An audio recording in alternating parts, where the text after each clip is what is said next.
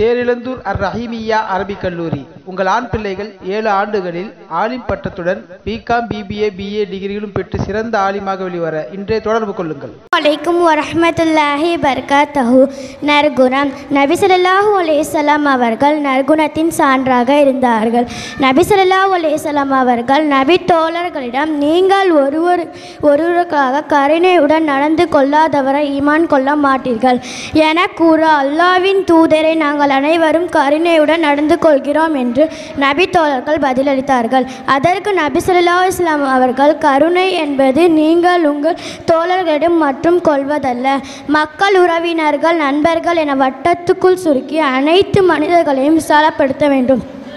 நபி ஸல்லல்லாஹு அலைஹி வஸல்லம் அவர்கள் கூறினார்கள், எவர் மீது நரகம் ஹராமாக்கப்படுமோ அவரை பற்றி நான் உங்களுக்கு அறிவிக்கட்டுமா என்று கேட்டுவிட்டு, மக்களிடையே பழகும்போது மென்மையான, இலகுவாக, நளினமான நடந்து கொள்பவரே ஆவார் என கூறினார்கள். கடும் சொற்களை கடினத்தோடு மக்களிடையே மென்மைய மலர்ந்த முகத்துடன் பழக வேண்டும்.